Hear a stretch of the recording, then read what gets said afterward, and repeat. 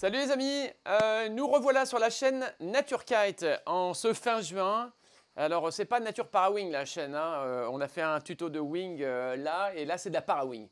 Mais il y a pas mal de gens en fait, comme vous le savez, on fait des tutos un peu à la demande des gens. Donc il y a eu pas mal de gens qui vous avaient demandé une comparaison des Swing V5 contre les Strike. On a fait ça là pour qu'ils y voient plus clair, on leur proposait des tests. Et là maintenant on nous a demandé sur la partie Parawing deux choses. Et on a eu deux types de populations qui sont venues vers nous. Une population de débutants qui nous disent ouais mais est-ce que c'est dur, est-ce que c'est pas dur, comment on commence, où est-ce qu'on va. Donc, et une deuxième population de gens chevronnés, eux qui ont besoin de progresser et d'avancer dans vraiment la capacité à aller faire des gros downwind, monter facilement au vent. Qu'est-ce qu'on a comme ustensile, comme accessoire de sécurité, comment on va radicaliser le surf et quelles sont toutes les transitions qu'on peut faire.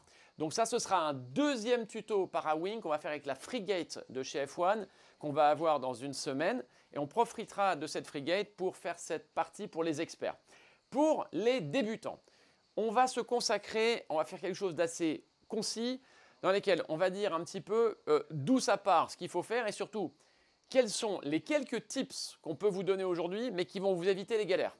Parce qu'en fait, c'est pas compliqué de démarrer la Parawing, mais c'est compliqué quand on fait dès le départ des grosses erreurs dans ses choix. Alors, démarrons déjà avec les prérequis. On va le faire en trois phases. Les prérequis, après une partie à terre où je vous montre un petit peu les tips qui vont vous sortir de l'échec. Et puis après, on va les voir dans l'eau, comment on va le voir en visuel. La réalité, par mimétisme, va pouvoir faire la même chose après. Donc dans cette première partie, c'est d'abord les prérequis. Première chose hyper importante que vous devez tous comprendre, c'est que la Parawing ne peut pas s'envisager en apprentissage dans du vent qui n'est pas assez soutenu. C'est la première erreur que font beaucoup de gens. Pour moi, soutenu, ça veut dire que quel que soit, je dis bien quel que soit le matos en termes de wing de pocket wing que vous allez utiliser, une pocket wing comme ça, avec des suspentes ou une plume par exemple avec un bord d'attaque gonflable, dans les deux cas, le moins de 20 nœuds est interdit. Pourquoi? Parce que déjà, quand vous allez monter sur la planche et que vous allez mettre en pression votre Parawing, vous allez bien voir un truc important, c'est qu'on n'a pas du tout la même traction qu'avec une wing ou qu'avec un kite même. Ça veut dire que vous avez un balancier moins efficace, donc l'équilibre est un petit peu moins facile à trouver puisqu'on n'a pas ce balancier efficace.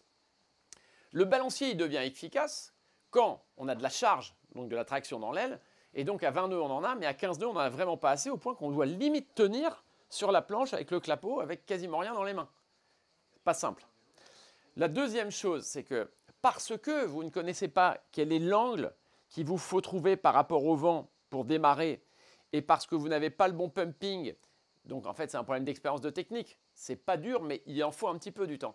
Et bien aujourd'hui, si je vous mets à 23-24 nœuds, même si le plan d'eau est un peu défoncé, c'est pas grave, ça va pas être un vrai problème. Mais pas des vagues, hein, mais du gros clapot, ça passe tout à fait bien. Mais on a du succès quand nous on donne des cours à des gens avec 23-24 nœuds, et je leur donne, je les charge un peu, hein. Je ne leur mets pas du coup une 3 mètres, je vais peut-être leur mettre une 4 mètres.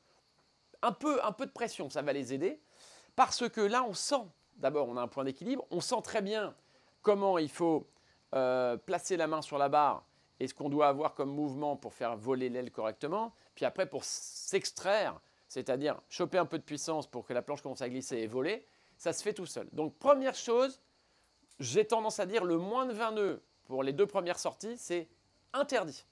Sachant que si vous en faites l'expérience par vous-même, même en prenant le bon matos, vous allez vous dire putain, il avait raison, il y avait 21-22, c'était pas si simple de sortir de l'eau. Mais la même personne avec le même matos, après 7-8 navigations, va voler avec le même matos à 14 nœuds. On va gagner un nœud de plage basse à chaque navigation parce qu'on va comprendre plein de trucs. D'accord ? C'est pas compliqué, vous allez en faire l'expérience par vous-même. Il n'y a pas besoin de prendre vraiment des cours pour cette partie-là. Vous allez gratter de la plage basse par vous-même. Par contre, la partie débutée, si on vous aide pas, ouais, ça peut générer un peu de frustration, voire de l'échec. Ok, donc la force du vent, le plan d'eau, l'orientation. certains vont dire faut que ce soit onshore. D'autres vont vous dire offshore, c'est interdit. C'est un peu des conneries. La réalité, c'est que vous avez une parawing dans les mains avec en général un flotteur qui a un peu de volume. Est-ce que, donc je réponds à la première question qu'on me pose, est-ce que démarrer offshore, c'est une connerie? Alors, ma réponse, elle est très simple. Si vous démarrez avec offshore 45 nœuds, waouh, ça pousse quand même fort vers le large. Si vous n'arrivez pas à voler, etc., non, il ne faut jamais faire ça parce que vous vous mettez en danger. Priorité, sécurité first, on ne va pas le faire à l'envers.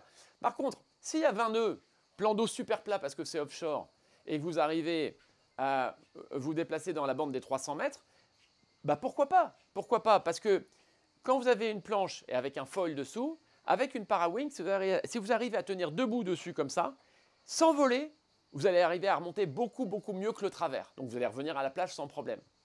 Vous allez tomber, vous allez machin, mais bon, pas de problème.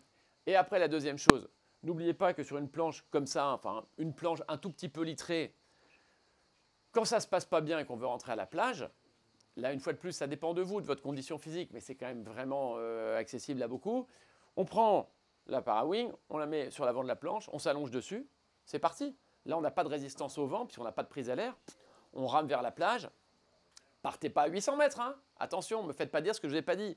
Mais je ne vous dis pas que c'est une connerie de démarrer par offshore. Je vous dis c'est possible offshore. Restez dans la bande des 300, fixez-vous les bouées des 300. Si à 300, vous avez vu que vous n'arrivez pas à remonter au vent, voire que c'est un peu cata, pas grave, on se repose un petit peu, on plie le machin, on rame jusqu'à la plage. Vous pouvez toujours faire ça aussi si vous n'avez pas confiance en vous. Nous, on a une école de kite, le Spot Kite Center, qui fait des cours de wing aussi et de parawing. On vous fera faire ça et on vous ramènera en bateau, on vous donnera les conseils au fur et à mesure. Ok, donc le offshore, c'est pas interdit, mais sous certaines conditions. Le onshore, c'est... Le sideshore, c'est idéal, hein, parce qu'on part là, on dérive un peu, on revient là, ou on dérive pas, bon, parfait. Je vous en parle même pas, le sideshore, c'est idéal. Mais le onshore, les gens me disent, waouh, c'est compliqué, parce que c'est vrai, si le vent, il vient devant moi, là, comme ça, j'ai l'aile en l'air, elle tracte un peu. Il faut que je m'éloigne pour que le foil n'ait plus pied et que je monte dessus. Puis dès que je vais monter sur la planche, je vais rentrer dans le sable de nouveau. Alors, mon conseil à moi, c'est, parce que vous allez suivre le prochain conseil qui aura été de manier bien l'aile à la plage, etc., sur le fait de bien l'ouvrir sans faire de nœud, parce que c'est certainement la partie la plus importante de ce tuto, vous allez partir avec l'aile pliée, d'accord? Pliée, que vous allez mettre sur le devant de la planche, ramer comme ça sur une petite centaine de mètres, c'est-à-dire quoi? Je vous dirais 2 minutes, et je vous dirais quoi? 50 mouvements. Donc tout doucement, en étant allongé sur la planche.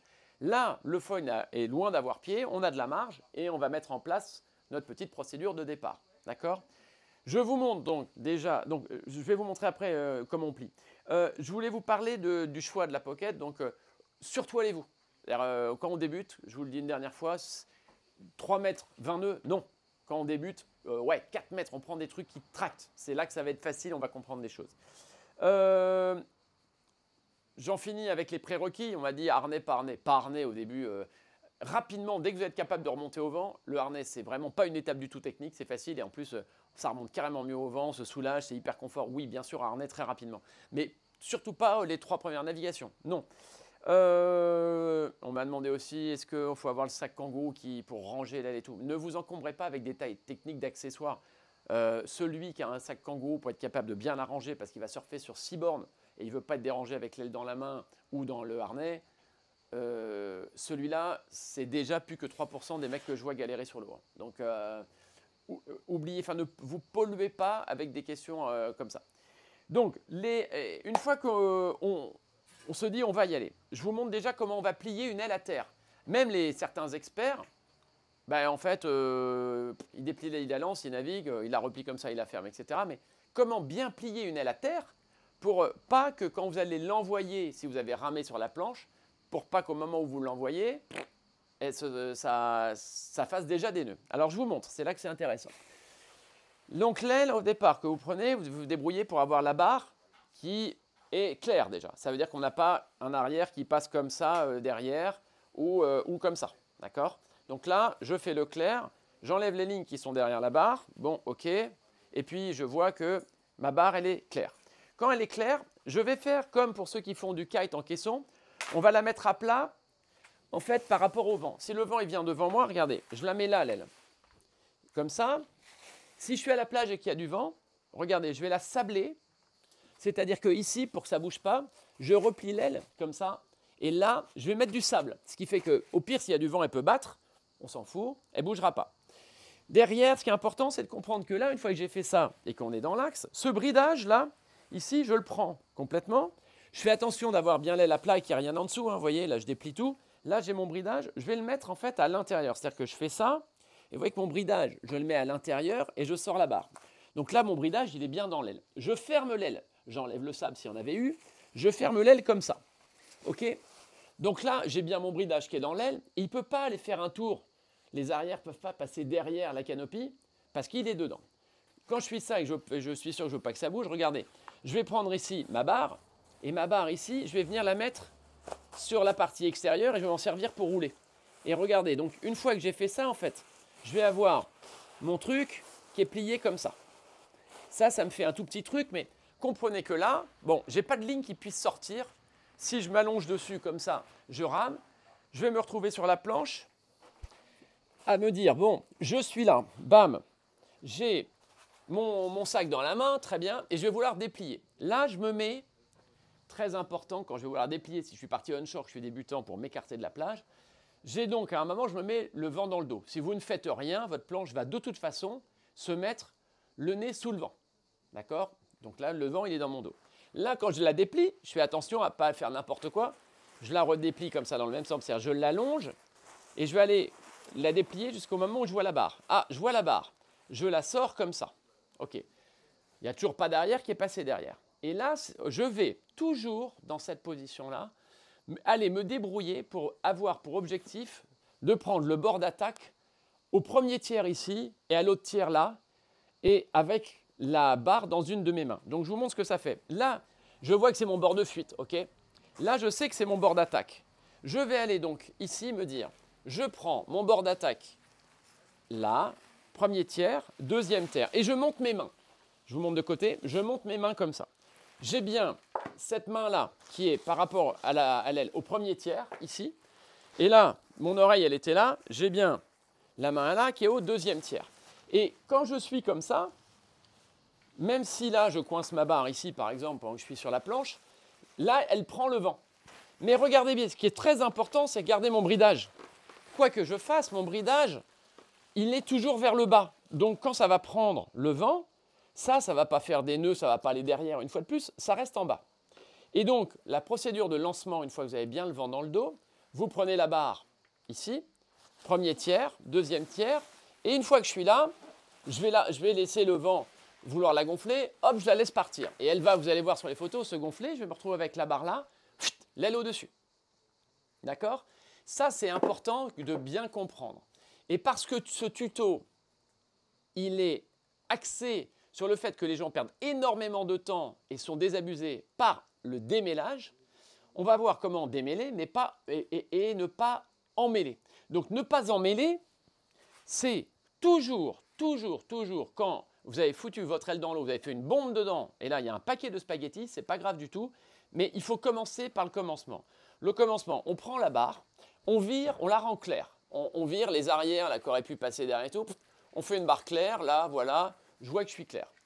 Je vais la bloquer ici. Bon, une fois que je l'ai bloquée, là, quand je sors l'aile de l'eau, et c'est à ce moment-là que tout se joue, je ne la sors pas comme ça n'importe comment. Parce qu'avec le vent, je vais avoir des lignes qui vont passer derrière.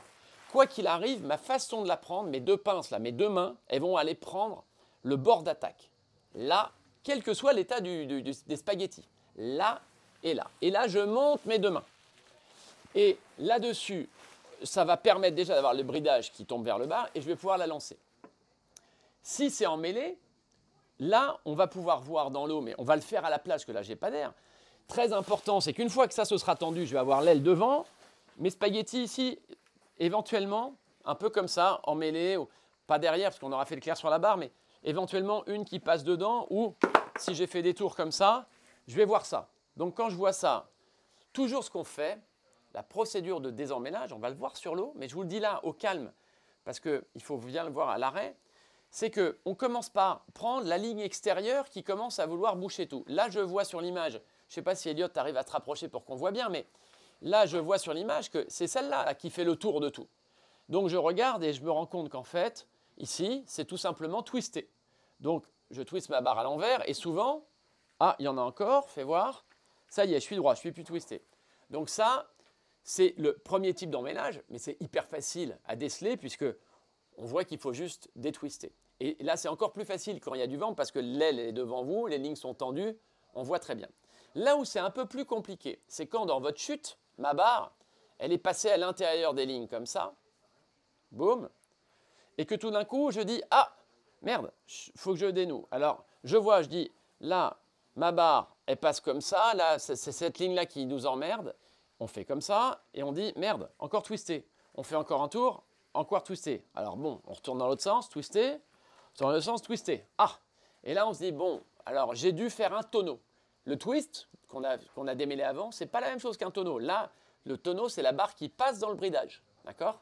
Donc, dans tous ces cas-là, on va toujours, quand on a de la pression, partir. C'est toujours en général la barre qui est passée à l'intérieur. Donc, on a toujours un arrière qui vient faire le tour des lignes, là, qui vient saucissonner, qui vient faire un peu comme ça.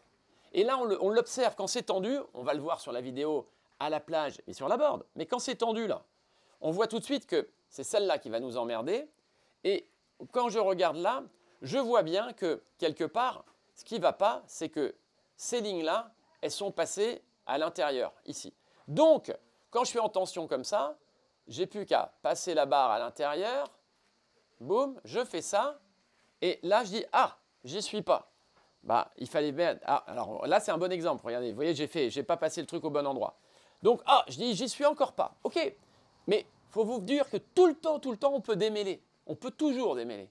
Mais là où vous croyez que c'est un sac de spaghettis qui a 8 tours, en général, il y a au pire un passage de la barre à l'intérieur du bridage et un twist de barre, en général. Donc, finalement, quand vous croyez que vous avez un gros paquet de merde là et que vous n'allez pas vous en sortir, qu'il faut rentrer à la rame, essayez, vous allez réussir. Donc là, il faut observer avant de faire quoi que ce soit. Quelle est la ligne qui nous ennuie? C'est celle-là, là. Regardez, celle-là, c'est celle qui vient contraindre l'ensemble. Je vais repasser donc la barre dedans. Je vais voir ce qui se passe. Celle-là. OK. Une fois que je suis là, je continue de regarder et là, je dis, ouh, qu'est-ce qui se passe?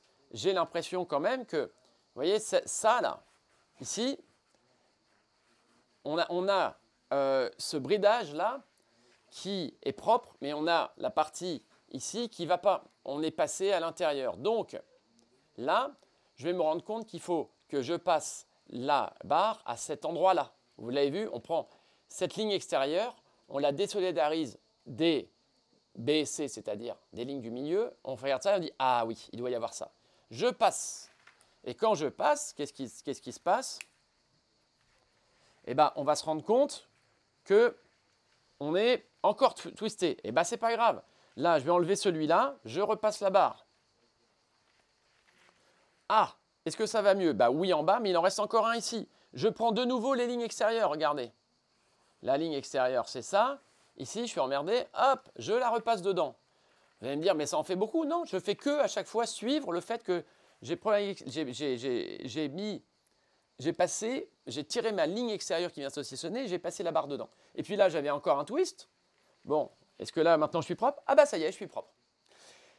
En fait, pourquoi ça a mis 2 tours? C'est parce qu'au départ, quand j'ai voulu décroiser, j'ai passé, parce que je vous regardais et je ne regardais pas mes lignes, j'ai fait de nouveau un tonneau de plus. J'ai mis 2 tonneaux, c'est-à-dire que j'ai passé une fois, puis au lieu de démêler, j'ai enlevé le tonneau derrière. Mais ce que je veux dire par là, c'est que si vous prenez toujours la ligne extérieure, je vous le refais, mais je vous fais un tour à la noix, mais si vous allez chercher toujours cette ligne extérieure-là et que vous comprenez ce qui se passe, eh bien, à chaque fois, vous allez bien passer la barre à l'intérieur et puis vous arriverez, voilà, et vous arriverez toujours à vos fins.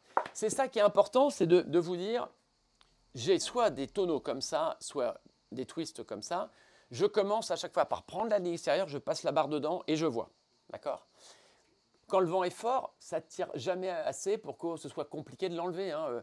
L'aile, elle met pas des… C'est pas compliqué. Le pire, c'est quand il n'y a pas du tout de traction. Parce que quand il n'y a pas du tout de traction, du coup, on voit un petit peu moins bien. Mais vous voyez, là, il y a 0 traction, c'est le plus compliqué, et on voit quand même.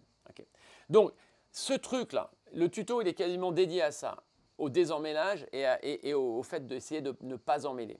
Donc, je récapitule. Le désemmêlage, on va revoir ça sous tension à la plage et avec une 3-6 dans le dos, là. Vous allez bien voir comment ça se passe. Bien prendre juste le bord d'attaque, soulever, et après, déjà, ça permet de ne pas passer le bridage derrière. Donc, on ne parlera pas de désemmêlage puisqu'on ne va pas emmêler l'aile en sortant de l'eau. Et le désemmêlage, le désemmêlage, c'est cette partie-là. Qu'est-ce que je voulais vous dire d'autre aussi? J'avais marqué 2-3 petits trucs pour vous avant qu'on aille dans l'eau. C'était la main sur la barre. Ouais, ça c'est important. La main sur la barre, toutes les para-wings, on a une barre comme ça. N'essayez pas de piloter ça comme un kite. Hein. Alors, surtout pas comme ça, bien sûr. Il y a toujours un code couleur. La para-wing, ça se tient près des avants, près en fait de ces lignes-là. Donc en fait, ça se tient toujours la main haute sur la poignée comme ça. Il y a un code couleur, c'est la partie qui est la plus petite en termes de couleur, puisqu'en fait, c'est l'endroit où on peut mettre les mains, il est très petit, c'est sur le premier tiers en haut de la barre. D'accord? Donc là, ça c'est la façon de tenir la barre pour qu'elle décolle et qu'elle soit stable. Et après, quand vous allez vouloir accélérer, si vous partez en tribord comme ça, vous allez garder cette main-là, puis vous allez mettre l'autre à côté comme ça pour avoir de la puissance, pour être bien gainé. Mais surtout pas comme ça. Parce que là, on active les freins et l'aile, hop, elle backstall, c'est-à-dire qu'elle tombe par le bord de fuite vers l'eau. Ça, c'est clairement que vous avez la main trop basse. Donc, jamais la main sur la partie basse de l'aile. La main haute et la deuxième main, elle vient ici. Un peu comme les golfeurs, là. Je dirais qu'ils font ça aussi. Mais sinon, comme ça. Ça, c'est parfait quand on veut pomper et se gainer pour passer la traction de l'aile dans le fait de faire avancer la planche. Je voulais vous parler de quoi aussi avant de terminer là-dessus.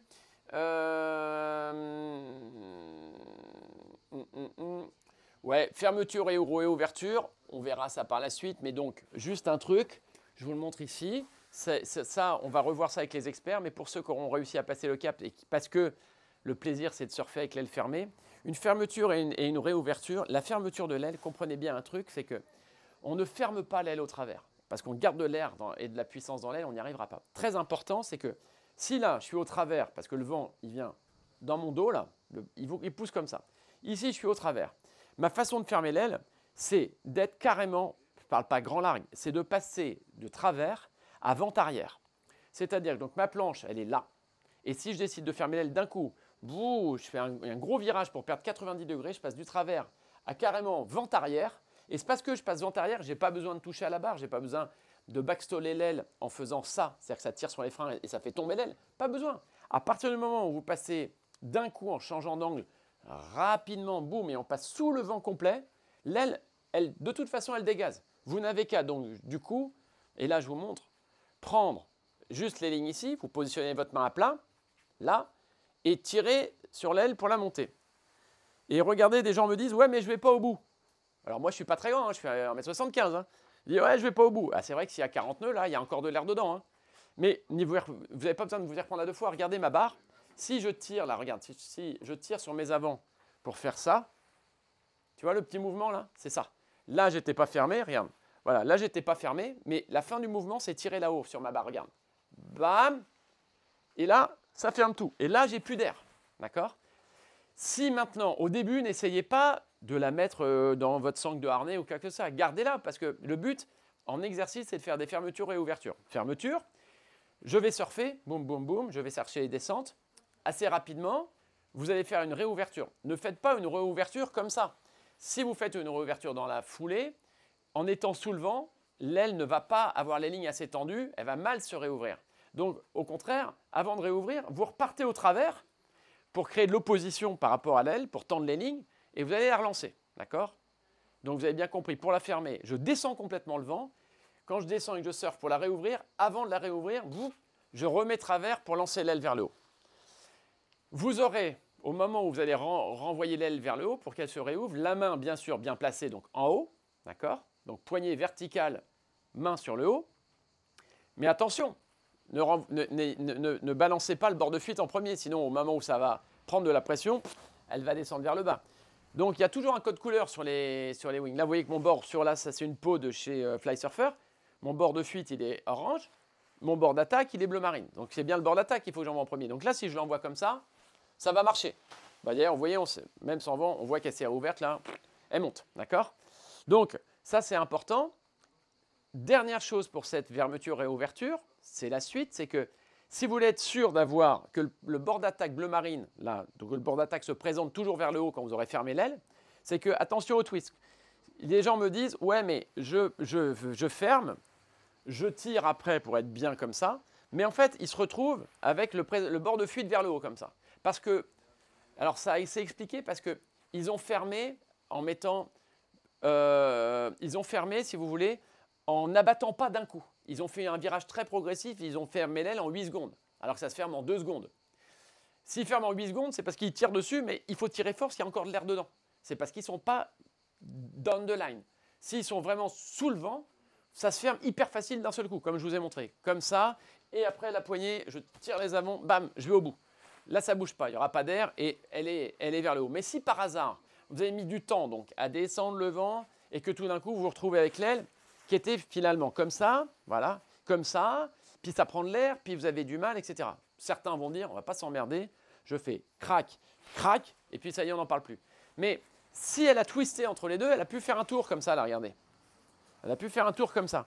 Ce qui fait qu'en fait, là, j'ai un twist. Alors, ceux qui ont l'habitude, ils vont détwister ici, mais ceux qui n'ont pas l'habitude, ils vont la renvoyer comme ça. Ils vont dire, c'est bon, j'ai le bord d'attaque vers le haut, ils vont l'envoyer, mais comme j'ai un twist, bah, l'aile, au moment où elle va partir en l'air, elle va faire ça. Donc, ils vont tomber. D'accord? Pour ne pas que ce truc-là n'arrive, il y a 2 solutions. C'est que, d'abord, quand vous allez la fermer, donc je vous dis, très important, vous allez la fermer vite. C'est-à-dire que quand elle ferme, je vais au bout là et boum, je fais ça. Quand vous êtes en l'air, vous regardez, si vous avez vu, vous regardez votre aile, vous ne regardez pas le plan de dos. Si elle n'a pas fait de twist, j'ai juste qu'à présenter le bord d'attaque en l'air, c'est sûr, elle va partir. Mais si au moment où vous avez fermé, vous avez vu qu'elle fait ça, ok? Pas grave. N'essayez pas de la fermer plus, là. Vous, en l'air, comme vous êtes toujours en train de surfer et qu'il n'y avait pas d'air dedans, parce que vous descendez le vent, vous lui faites un petit tour, et là, maintenant, je referme. Et ça y est, j'ai enlevé, non pas par la barre, mais par le fait que l'aile a pivoté en bas, comme ça, j'ai enlevé le twist, et quand je vais la renvoyer, boum, je tire, ram, elle se réouvre parfaitement. D'accord? Voilà, ça, c'était les prérequis à comprendre ici. Maintenant, on va avec Elliot sur la plage. Désolé, c'est un peu long, mais c'est important que vous compreniez. À la plage, on va passer 5 minutes à faire les exercices que vous devez faire à la plage. N'allez pas à l'eau sans faire du maniement d'aile à la plage. Pour bien comprendre, le placement de la main sur la barre, l'action que va avoir votre barre sur l'aile, la fenêtre de vol, c'est-à-dire être capable de la faire aller à gauche, à droite sans problème, facilement. Et puis, on va faire des emmêlages exprès à la plage et on va essayer le cul dans le sable de le faire. D'accord? C'est pas con de le faire sur une planche. Pourquoi? Parce que quand vous êtes là, ce qui se passe souvent quand vous avez une planche longue, c'est qu'au moment où vous voulez renvoyer l'aile, en fait, il se passe un truc. C'est pour ça que c'est intéressant d'avoir des planches pas trop longues, 6 pieds, 6 pieds 2, 6 pieds 4. Mais si vous prenez une planche de Subfolded Wind qui a vraiment un nez beaucoup plus long, au moment où vous allez renvoyer l'aile, ce qui se passe, vous ne voyez pas, mais regardez, je vous montre l'envers du décor. Merde, toutes les lignes, elles se sont prises dans le nez de la planche. Donc en fait, oh putain, il faut aller dégager comme ça les lignes pour monter l'aile. Donc ça arrive souvent. Donc prenez des planches plutôt des types mid-length. Et si vous avez des planches longues, exagérez votre positionnement sur la planche, avancez vos fesses le plus possible sur le pad pour qu'au moment où vous allez vouloir envoyer l'aile, donc là, je fais comme je dis, je la reprends un tiers de chaque côté. Et bien quand vous allez en vouloir envoyer l'aile, j'ai bien le bridage qui est en dehors du nez de la planche. Ok? Allez, fini pour ça. On se retrouve à la plage avec Elliot et on voit la suite dans l'eau ensuite. Bon alors, après le magasin, forcément, la plage. Donc, à la plage, je vais vous montrer un petit peu la partie dont on parlait là. Emmêlage-démêlage, donc on va montrer comment on plie à la plage, comment on déplie à la plage, et si c'est emmêlé, comment on démêle. Et quand c'est emmêlé, par quoi on démêle, comme on a fait dans le shop. Aussi, on commence, donc ça c'est la fin de tout de suite, mais là, je vous montre juste un truc, c'est l'exercice d'un débutant qui doit à la plage faire 10 minutes de maniement avec l'aile pour bien comprendre comment ça fonctionne avant d'aller à l'eau. D'accord? Donc, première chose, on va démarrer du début. L'aile, vous la dévalez du paquet, comme vous ne l'avez pas allé n'importe comment, en fait, vous avez un tas comme ça. Okay. Comme on l'a dit tout à l'heure, on commence par la prendre, oreille premier tiers, deuxième oreille, deuxième tiers, par le bord d'attaque. Et après, les lignes vont se mettre naturellement en dessous, et puis la barre va vous arriver dans les mains. Emmêlé ou pas, on démêlera, mais au moins, on n'a pas mis d'arrière derrière le bord d'attaque. Donc ça, c'est mon bord d'attaque, regarde. Donc je le prends, comme si j'étais dans l'eau. Là, je suis au premier tiers de l'aile, et là, je suis au deuxième tiers de l'aile. Là, tu vois, oh, c'est tout emmêlé en bas, là. Ok, donc, qu'est-ce que je fais? Je mets le pied dessus là, et je regarde ce qui se passe. Bon, qu'est-ce que c'est que ce bordel? Alors, les lignes sont tendues parce que j'ai un tout petit peu de vent. Ça, c'est des exercices que vous pouvez tout à fait faire. Tu sais, quand tu n'as pas les 20 nœuds que je préconise, il y a 15 nœuds, fais au début un petit peu à la plage. Donc là, regarde, un tas de merde. Donc là, je vais enlever les lignes qui sont tout autour de tout ça. Déjà, bon, là, le bout de harnais qui est autour. Le bout de harnais, il n'est pas de série. Hein. N'en mettez pas au début, ça vous complique les choses. Ah, bon, là, c'est démêlé. Deuxième étape. Donc, je mets l'aile en l'air. Donc là, il faut se dire que au début, on tire mal l'aile. Je vous fais l'exemple de mec qui tire mal l'aile, c'est qu'on n'a pas l'habitude de tenir l'aile ici par le coude, tout en haut de la barre, au tout début. Tous, vous faites ça, au milieu de la barre, regarde ce qui se passe.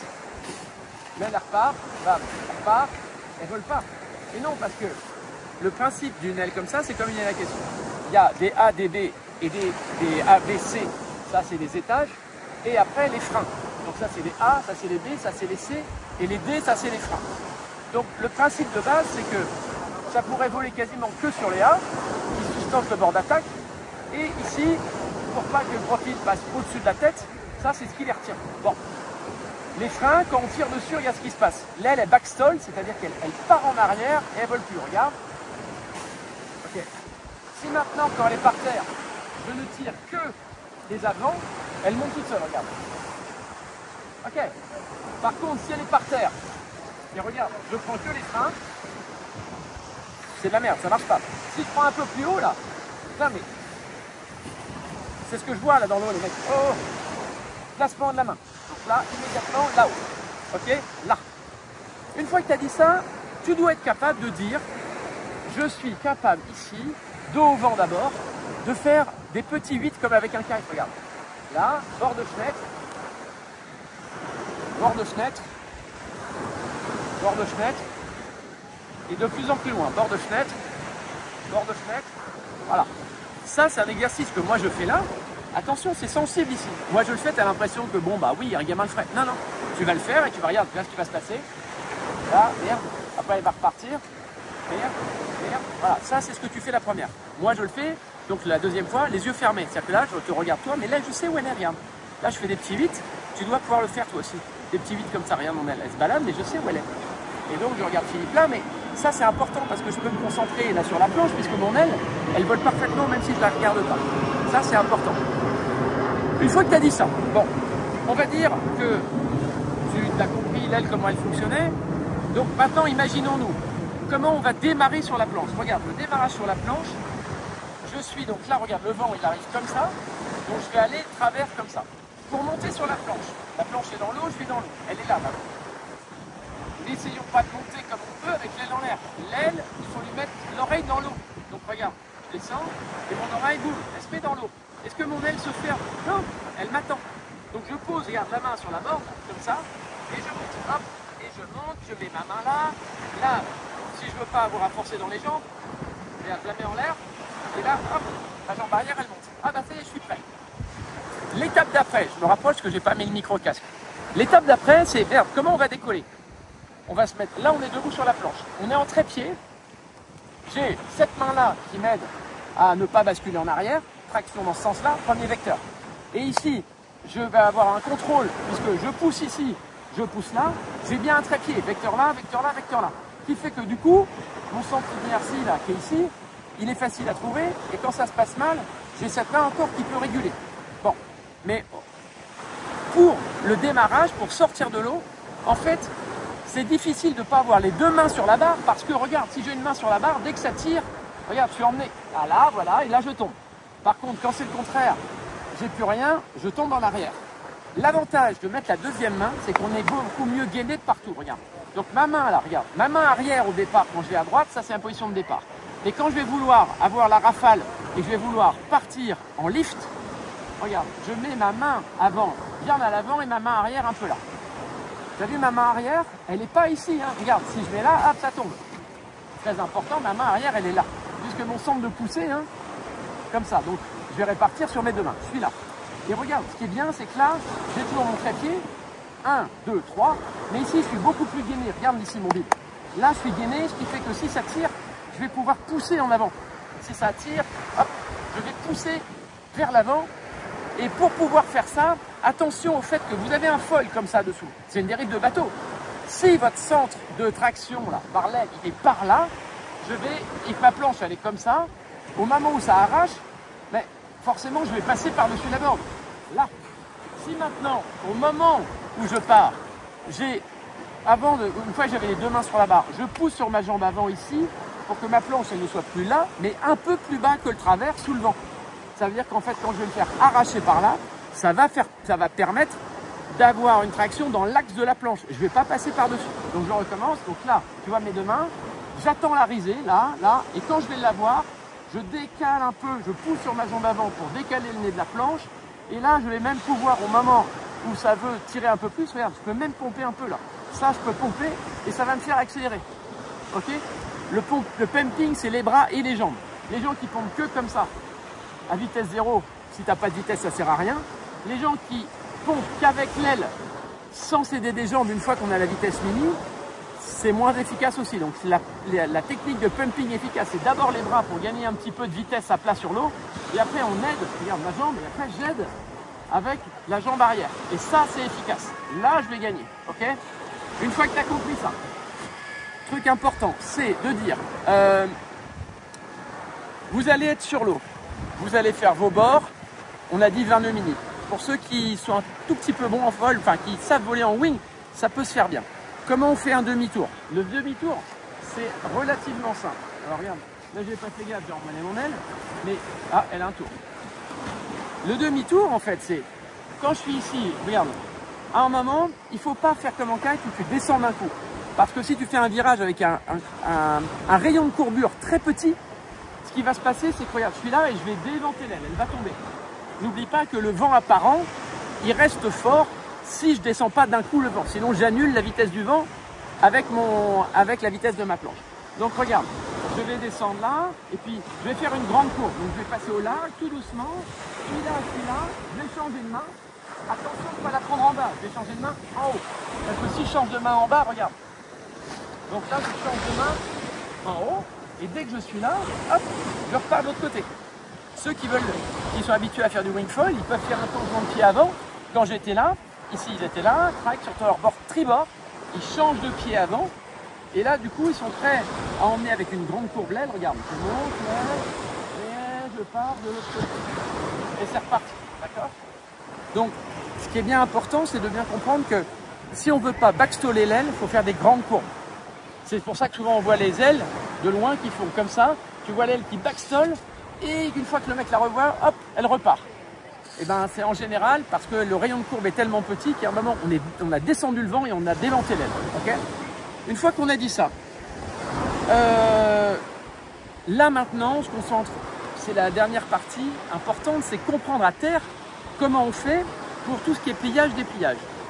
Donc, on se concentre sur là maintenant, comment on plie l'aile si je dois, regarde, là c'est onshore, je dois aller à l'eau, je dois aller à, pas loin, je dois aller à 50 mètres pour me donner un peu le temps de me mettre en route sans retaper le sable. Donc je commence par plier bien l'aile pour pouvoir la redéplier facilement, mais qu'elle se déplie sans qu'il y ait de nœud. On dit ce qu'on a dit tout à l'heure, regarde, je vais essayer de prendre l'oreille de mon aile. Tu vois l'oreille là, on a dit tout à l'heure, je prends l'oreille. Ok, donc cette oreille là, on a dit que tu sais, comme une aile de parapente, comme une aile à caisson de kite, regarde, tu vois, je vais replier un peu l'oreille, je mets un tout petit peu comme ça de sable. Ça suffit largement. Après, regarde, je la mets là, bien à plat. Ok, donc là, il peut y avoir, même s'il y a 20 nœuds de vent, là, mon aile, elle ne bougera pas. Je prends ici, la barre. Je remets le bridage au-dessus de l'aile, ce qui fait que le bridage, tu vois, naturellement, tout ce petit bordel, c'est à l'intérieur. On a dit qu'après, regarde, tu te souviens, on a dit on ferme l'oreille pour mettre l'aile en deux. Ben voilà, parfait. J'ai mis l'aile en deux parties. On a dit tout à l'heure qu'on mettait la barre dedans, là. Et puis qu'est-ce qu'on fait après? Regarde, j'enlève le sable, enfin qu'il y a du sable, l'enlève quand même. Puis après, une fois que tu as ça là qui est bien clair, là, et ben je roule. Je roule. Bon, une fois que tu as dit, alors quand tu roules avec le bout de harnais, ça fait une petite boule un peu plus grande. Là, en fait, je te dis, là, j'ai un petit paquet, et ce petit paquet-là, je vais pouvoir allonger dessus pour après aller ramer. Ok. Quand tu as dit ça, simulons que je suis sur la planche. Ah, ça y est, viens me voir pour avoir le son mieux. Si je suis aux 50 mètres, je vais me retourner pour partir. Je vais lancer bien mon aile. Si je me mets à califourchon sans rien faire, mécaniquement, le nez de ma planche, il part sous le vent. Je vais me retrouver comme ça. Donc, là, je suis ici. Je vais bien redéplier mon nez comme il faut, regarde. Je la réouvre propre, comme ça sur le pont de ma planche. J'isole cette partie-là, qui est la barre. Et puis, cette partie-là, je vais dire, tiens, je vais la mettre ici, sous ma cuisse. Et après, je viens faire ce qu'on a dit. Je cherche immédiatement à mettre mes deux mains sur le premier tiers et le deuxième tiers du bord d'attaque. Donc le bord d'attaque, c'est ça. Le premier tiers, il est où? Il est là. Je pourrais presque coller des mains autocollantes dessus pour le repère. Parce qu'on a demandé à une certaine marque qui sort bientôt une aile, mais c'est pas le cas. C'est dommage. Regarde là mon aile, je suis là. Et là, si je la lance, attention, la barre elle s'en va avec. Ce qui n'est pas grave. Hein. Si elle s'en va toute seule, elle part à 5 mètres et elle ne volera plus. Même à 40 nœuds, tu peux aller la chercher. Et là, regarde, donc je prends la barre dans la main en même temps. Là, je remets ma main sur le deuxième tiers et regarde. Bon, bah là, si je la lâche, regarde ce qui se passe. Dans la risée, boum. Voilà. Et là, qu'est-ce qui se passe? Je remets mon oreille dans l'eau, comme on a dit. Je prends le temps de me mettre comme ça. Et puis, je mets ma main avant. Là, hop, je lève mon aile pour faciliter la montée. Là, tac. Allez, c'est parti, pumping, je pars. Ok? Une fois que tu as dit ça. Ça, c'était donc comment on se met à l'eau. Deuxième truc, ce qu'on doit faire à la plage, c'est quand on est tombé dans l'aile. Donc là, j'étais en train de naviguer. Et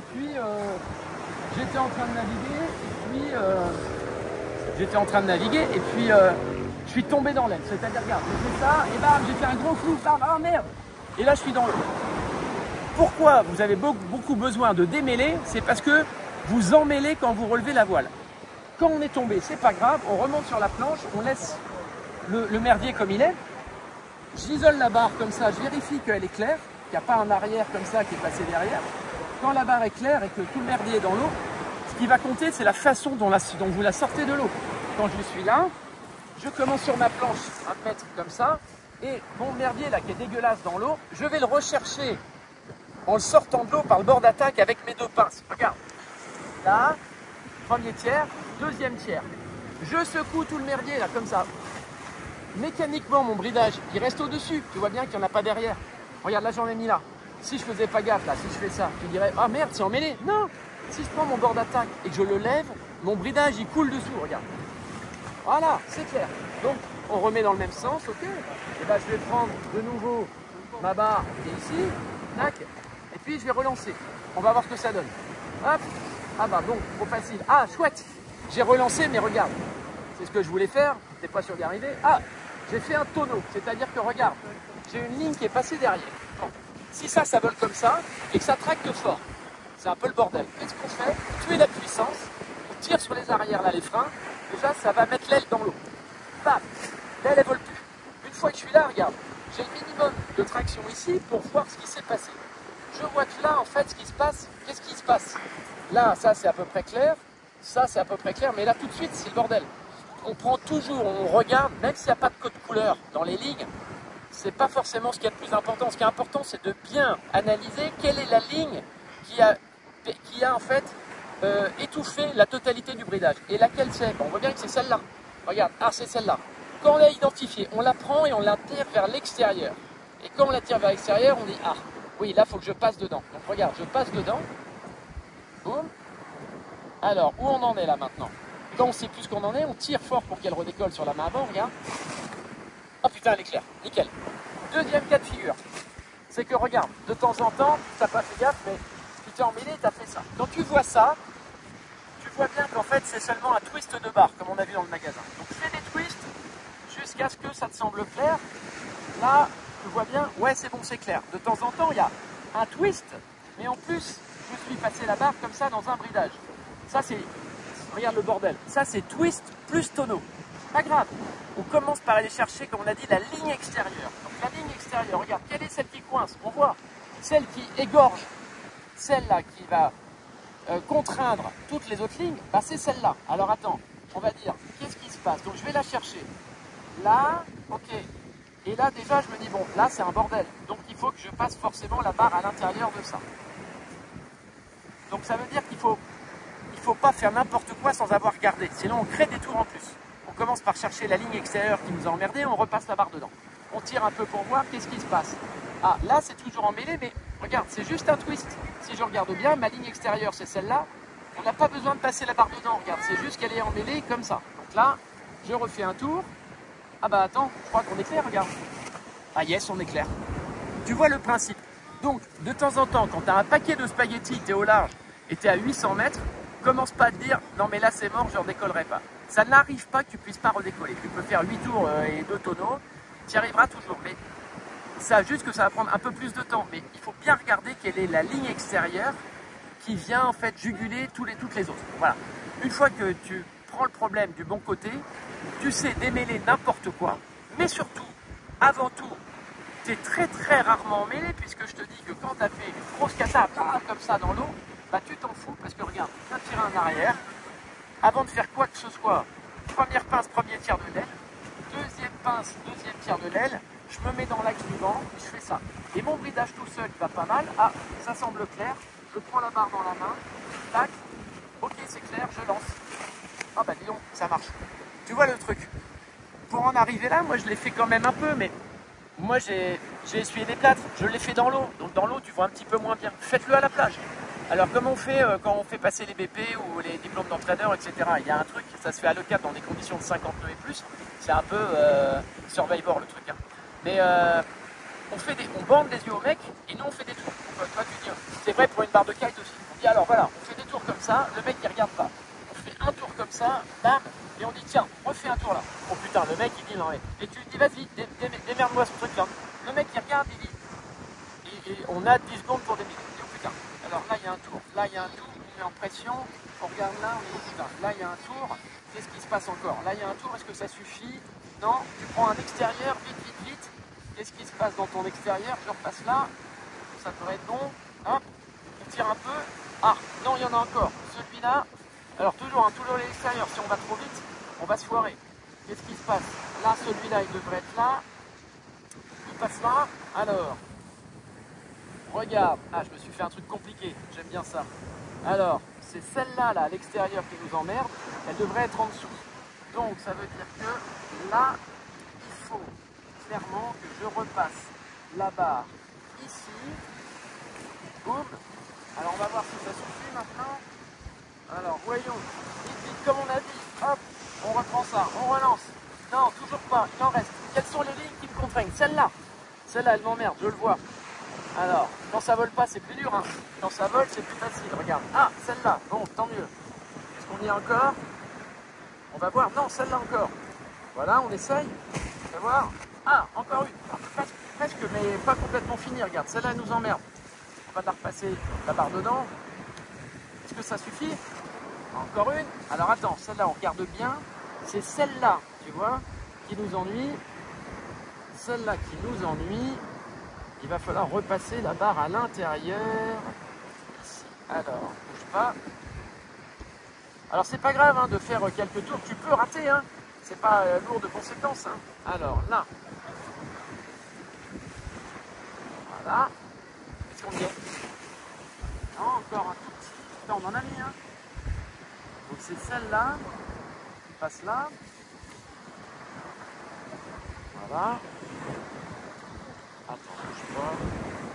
Ah ah! Est-ce qu'on va pouvoir redécoller ou on rentre à la nage? Rentrer à la nage, c'est vraiment interdit. Alors, attention. Alors ça, on l'arrête encore. Ah ah! Eh ben, c'est... Ah ouais, on s'est mis des tours un peu là. Celle-là, celle-là, celle-là.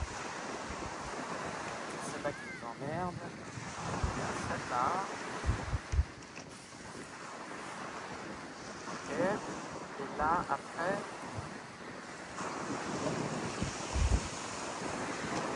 La totalité de celle-là, elle passe là. Ça. Celle-là, elle passe là comme ça. Je pense qu'on n'est pas trop mal, je vais voir ça. T'as vu que pour un concours en 10 secondes, on a du boulot. On va voir ça, je crois qu'on est bien. Ah bah putain, on a mis du temps. Hein. Donc c'est pour vous dire que là, je me suis mis 2 tonneaux et 2 twists et ça a suffi à me faire perdre 2-3 minutes. Et tu vois qu'en fait, à chaque fois, là, le truc, c'est que j'ai pas beaucoup de pression dans les bridages, donc ça se tend pas beaucoup, donc c'est pas évident, tu vois, pas trop. Quand c'est détendu, tu vois, comme ça, c'est plus difficile. Mais quand la ligne elle est bien tendue comme ça en face de toi, tu vois tout de suite ce qui va pas. Ok, donc ce que je veux vous dire, c'est pour cette première partie, le tome 1 de cet apprentissage wingfoil, c'est faites les choses dans le bon ordre, c'est-à-dire apprenez sur la plage à manier l'aile, apprenez à relancer votre aile propre et quand elle est emmêlée, elle a démêlé, ça c'est bien. Et puis je voulais vous parler juste en 2-2 avant de vous montrer ça sur l'eau, c'est quand même utiliser le bon matos. Vous vous pénalisez tous en partant avec pas assez de vent sur les premières sessions, mais aussi avec des planches traditionnelles.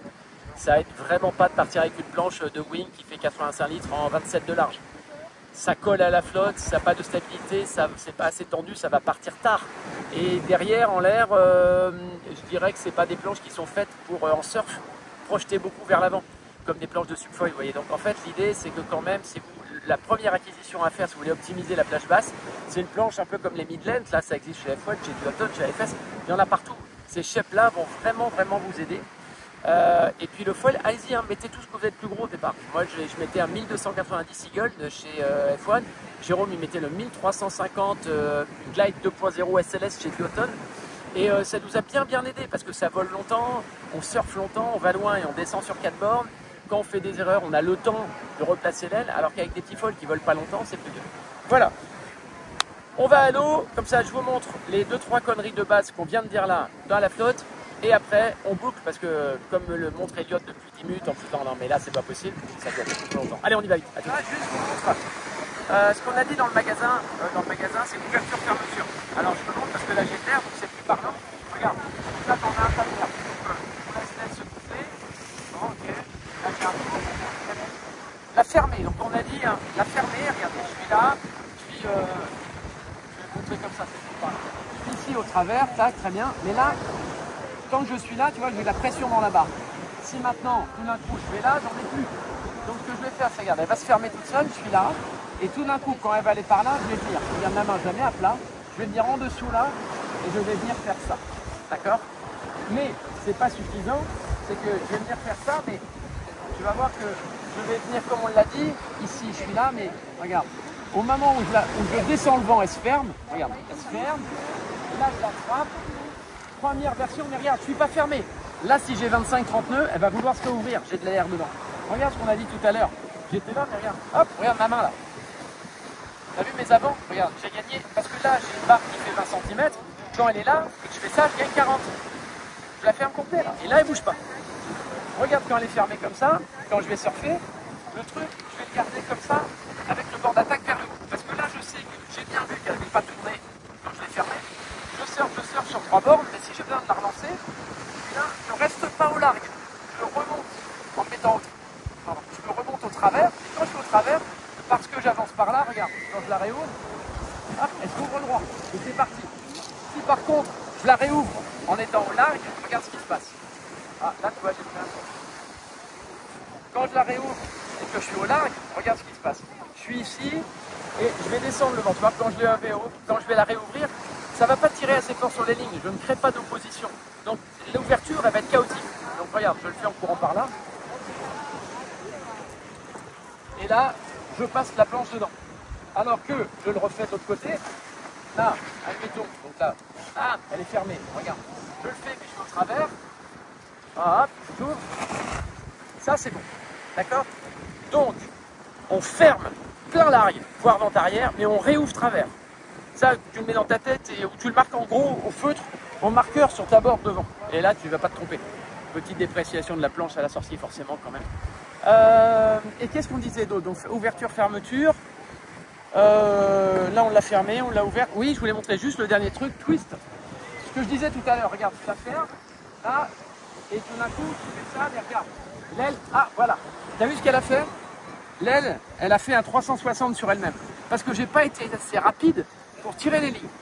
Donc là, je sais qu'elle a un tour. C'est pas grave, regarde. Je fais un tour comme ça, et de nouveau, le bord d'attaque, il est devant. Ok? Donc si je ferme comme ça, ici, si je prends un tour, je vais essayer de lui faire un tour. Là, voilà, là, voilà. Là, elle a un tour. Si je réouvre, regarde, ce qui va se passer, c'est dégueulasse.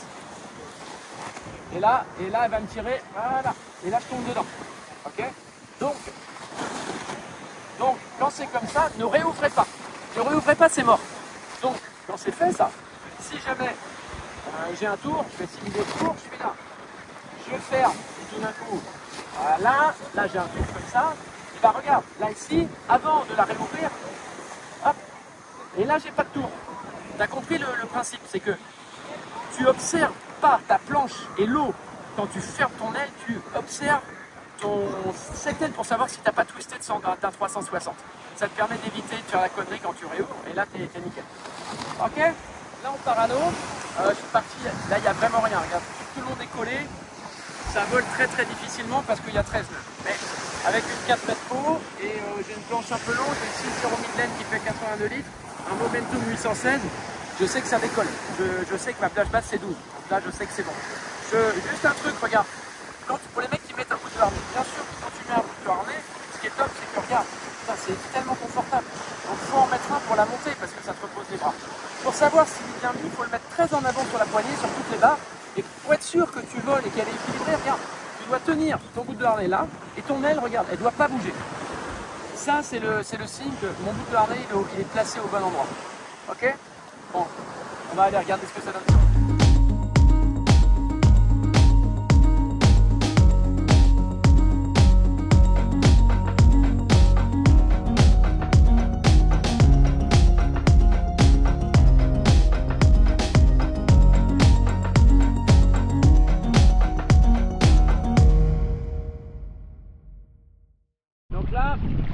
Admettons, c'est le bordel. Qu'est-ce que je fais? Regarde, je vais prendre par là.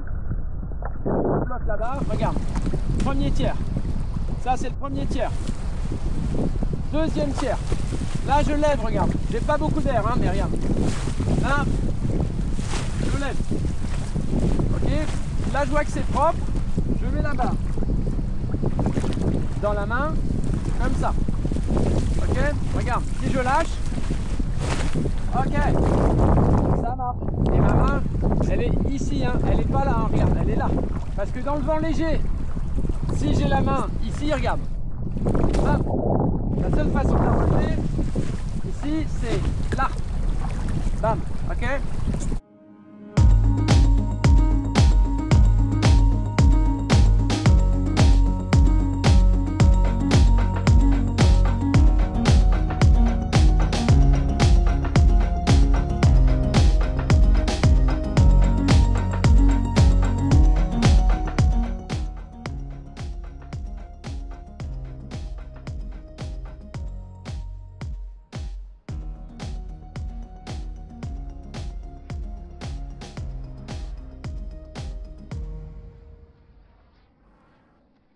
Donc voilà, sortie de l'eau. Bon bah alors, on a vu quand même, on a pris pas mal de temps sur l'eau pour voir les démêlages, etc.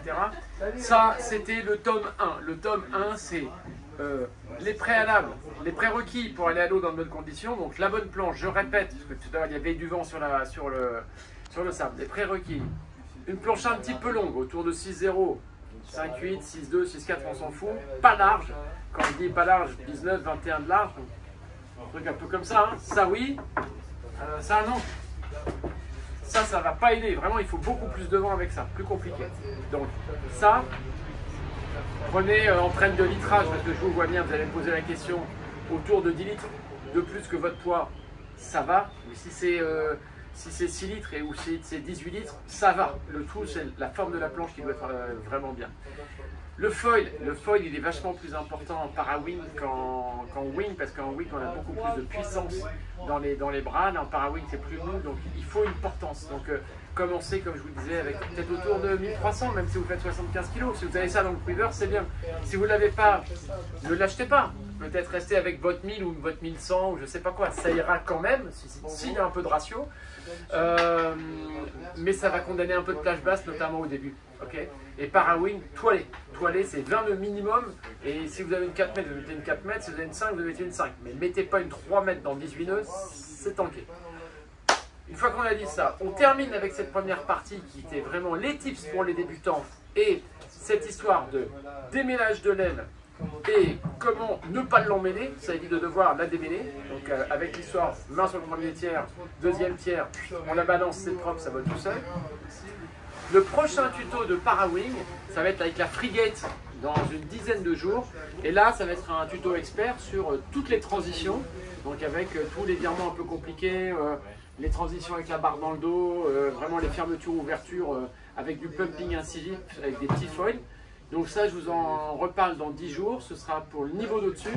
Mais vous allez voir que les débutants qui ont regardé le premier tuto, s'ils se démerdent bien en 10 jours, là, ils vont avoir chopé le niveau pour venir accéder au deuxième tuto que je publie dans 10 jours. Donc on sera pas mal.